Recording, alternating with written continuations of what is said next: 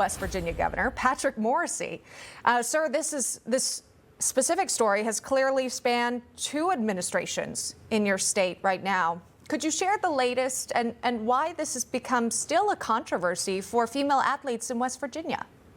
Absolutely. So thank you so much for having me on. What's going on right now is really an atrocity because you have a male playing sports with women. And obviously, West Virginia passed a law a number of years ago. In my previous job as the state attorney general, we were defending that law.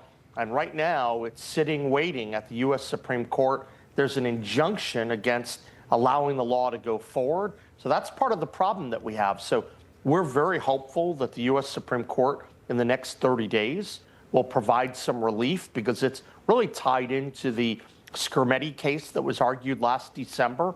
And so we've been busy working on this because it's just plain common sense, and it's certainly lawful to ensure that men are not playing sports with women.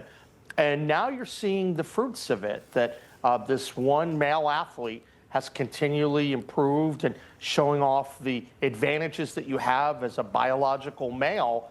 And that's unfortunate. So we're very hopeful we're going to get relief. But in the meantime, these young women are getting hurt. They're getting displaced when someone doesn't take first, second, or third in something, and a boy gets to be ahead of them in line. That's not right. That not only has immediate impact in terms of not getting a medal or displacement, long term, it causes damage. And so we're going to keep pushing on this. And I've been urging people across the board to keep pushing and pressing, keep separate books, because we think this is going to get overturned. And I want to make sure that I'm reflecting the rightful winners and the rightful place individuals in these events. Absolutely. You want these young girls to qualify and earn the spots that they truly do deserve.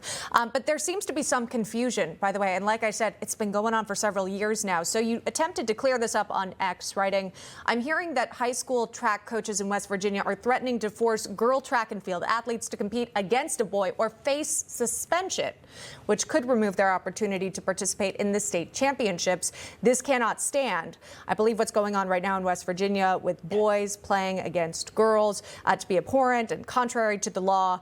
While we wait for the Supreme Court to issue their ruling in this case, I'm calling on all coaches involved to let these brave athletes take a stand for what's right without unfair punishment." And maybe, Governor, you could expand on that. Is there seriously some concern that people could be punished if they took issue with competing against a biological male? Well, there certainly was. And in fact, that happened last year, that there was concern about it, that some of these young female athletes, that they were saying that they may not compete. In fact, we had some brave young women step out at a track event and said, no, they're not going to participate against the boy.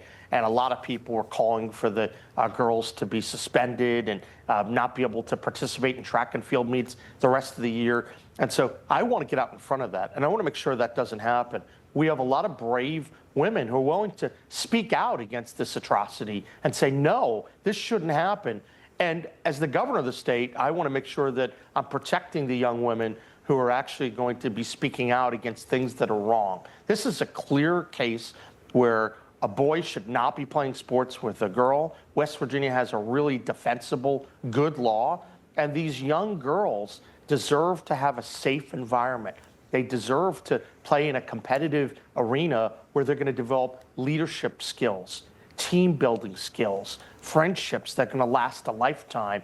And a lot of that is being harmed right now. That's why I'm very hopeful the U.S. Supreme Court acts now. Sure. Time is really moving quickly. All right. Well, you know, those decisions typically come down in June or perhaps early July, so hopefully we won't have to wait much longer. West Virginia Governor Patrick Morrisey joining me this morning. Thank you so much, sir. Appreciate it. Hey, thank you so much. Appreciate it. You got it. Take care. Information. Truth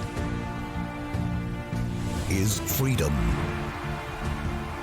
Is Newsmax. It's real news for real people.